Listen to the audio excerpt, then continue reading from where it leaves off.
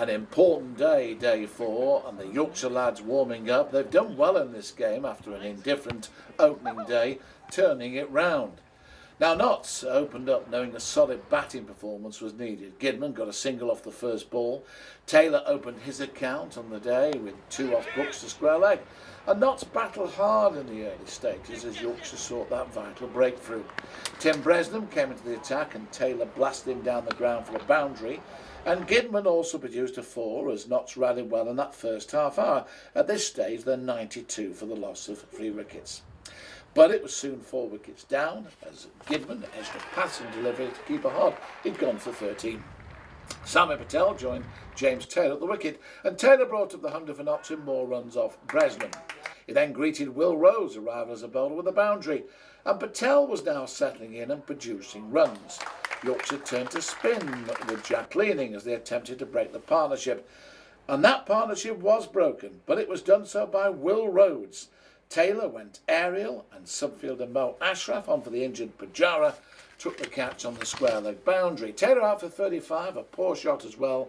Notts 134 for 5. Vessels arrived and hit Rose down the ground for 2 runs to give the mark. He then stroked Leaning to the boundary with considerable ease through the covers.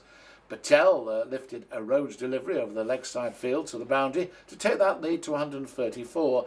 And then Vessels survived a loud LBW shout to a Fisher delivery. Not out. Ooh, could be vital that as we approach lunch. And at that interval, Notts 156 for 5. Patel 36, Vessels 8. It's an overall lead of 143 runs.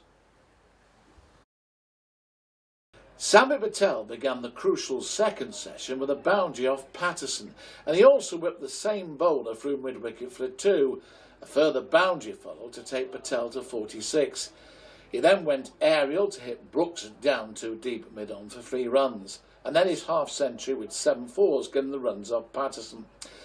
Patel was certainly proving a difficult man to tie down. He hit Brooks to fine leg for a 4, which was only a few yards away from being a maximum. He continued to play his shots, and Vessels found the boundary with a fine cut off Bresnham, which he repeated to the same level later in the over.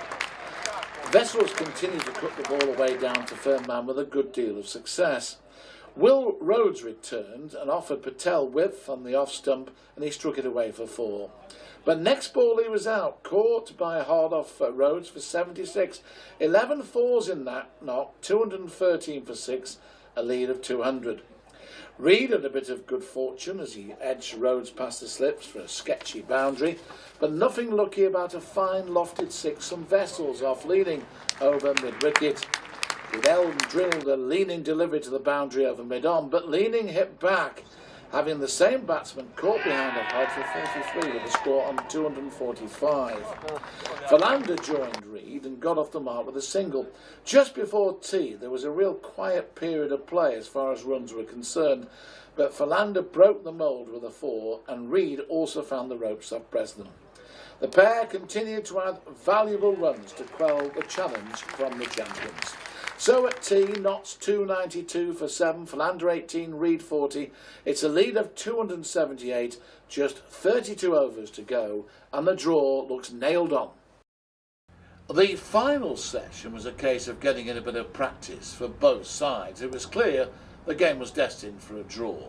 Reid and Philander continued to play carefully, picking off the boundaries when required, and taking the lead close to 300 soon after tea.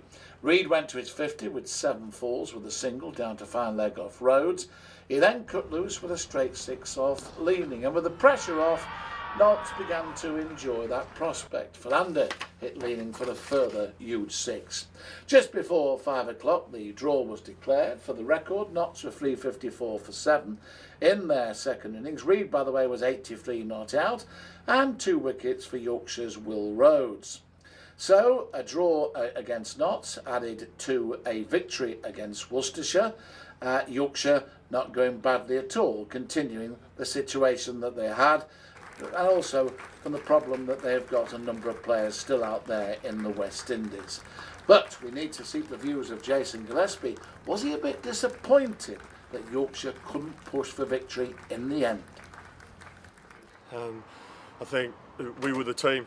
I suppose that was in the only realistic chance of winning coming into day 4. And I suppose that's a real positive that we can take from this game. After day 1, where Knights scored 393, for us to then come into day 4 in a position to win the game of cricket is very satisfying, showed a lot of character from our lads, so really pleased with that.